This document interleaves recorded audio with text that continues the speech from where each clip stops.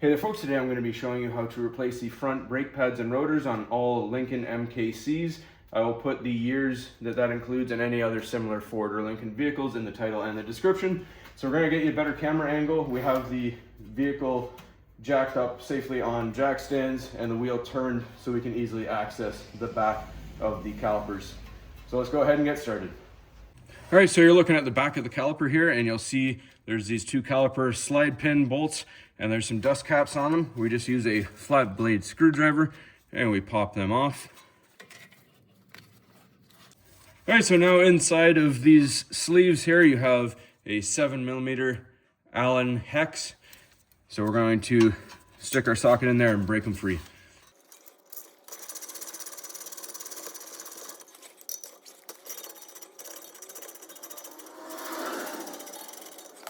All right, and if we look between the caliper and the mounting bracket, that is the threads for the slide pin that we just loosened off. We're going to take a flat blade screwdriver and just slide it out.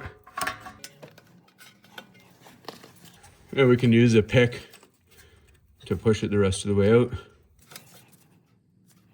And you got to do the same thing for the bottom.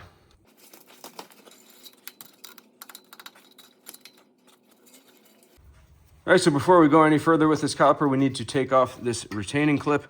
And I find the easiest way is to push the flat blade screwdriver in like that. And your clip comes off. Now we can swing this out of the way and hang it up on our strut.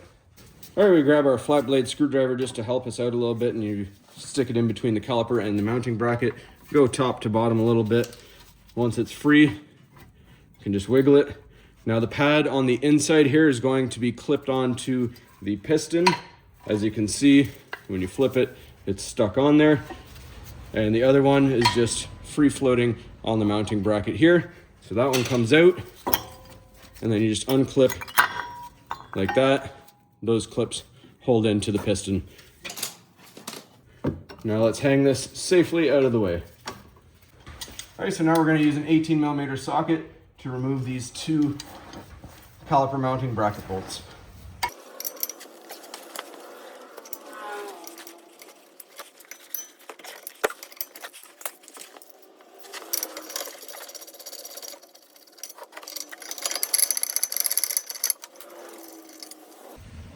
All right, our mounting bracket slides right off.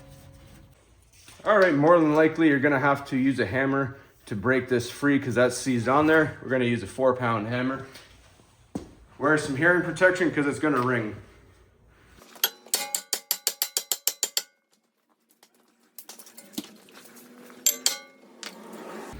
Then you should be able to wiggle it back and forth, and it's the corrosion that's holding it on here making it tough, so just be patient.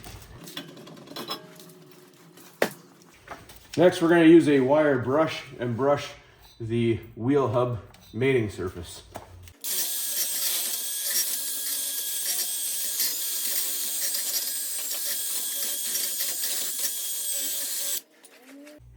Right, once it's clean to your liking, just grab a little brake clean and have a pan under it and just clean it down. All right, then we just wipe it down to dry it up. And then we're going to grease it up. You can use either anti-seize on the mating surface or some brake lubricant.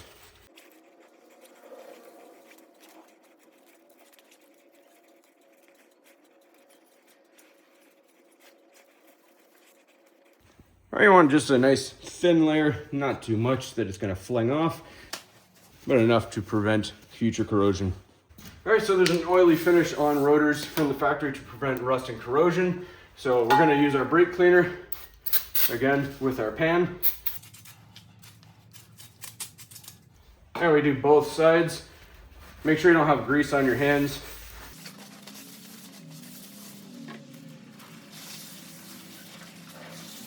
And just like that, nice and clean and ready to go on.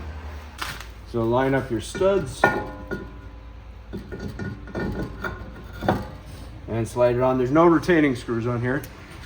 All right, then we're going to use a wire brush and we're going to clean up all these mating surfaces. These ones aren't bad, but you want to get all the grease and all the rust off of it.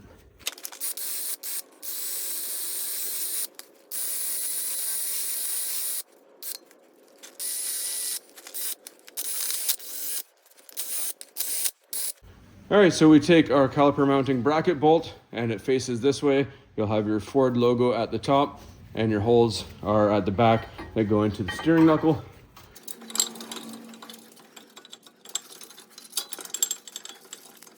And these get tightened down to 87 foot-pounds of torque.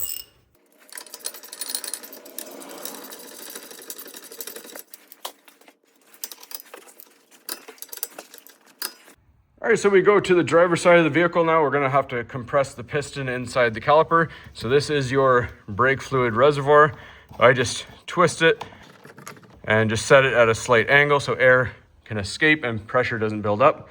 So let's show you how to compress the piston now.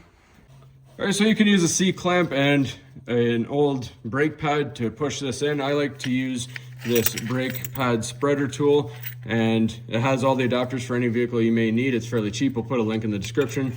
And we're just going to slide our bracket over, put our flat number 3 adapter on there, and then we slide that in there like that.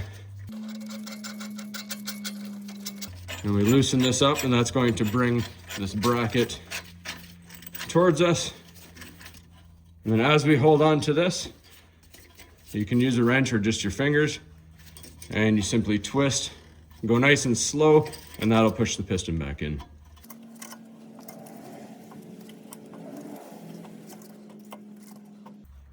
Once you feel it bottom out, back it up. Now you're good to put your new pad back on. So these can be a little difficult. You just gotta slide these clips in. I put the back one, rest it inside the piston. And then you just gotta kind of wiggle it back and forth a little bit.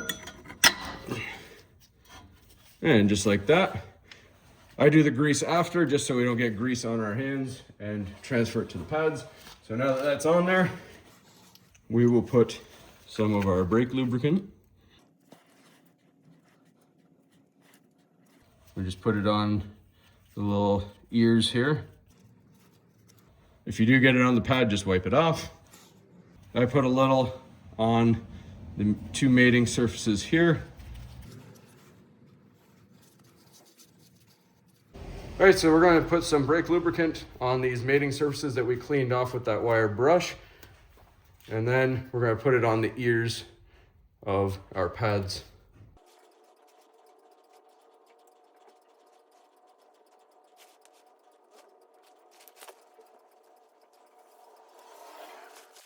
All right, and this pad just slides in. There's no clips or anything.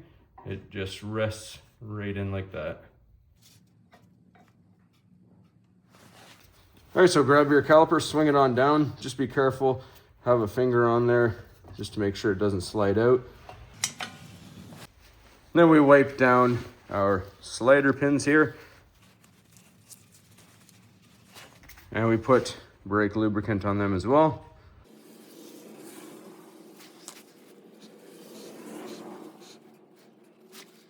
I like to put a little grease on my finger and put some grease into the slots there where we're going to put our slider pins.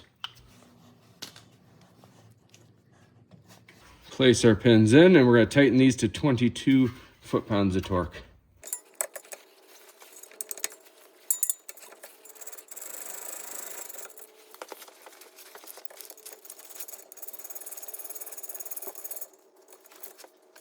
All right, then we take our retainer clip here. I like to put one end on the top, and you put that in there like that. And you're just gonna simply bend this one over with your thumb. And that goes in just like that. I like to tap it just to make sure everything's all good. All right, so now we just go back up after everything's all torqued down. We make sure, double check our fluid's good. Don't fill any until you're done all the brakes that you're going to be doing so you don't overflow it. So that would be tightened back down. And then you get your wheel back on and torque it down to 100 foot-pounds of torque.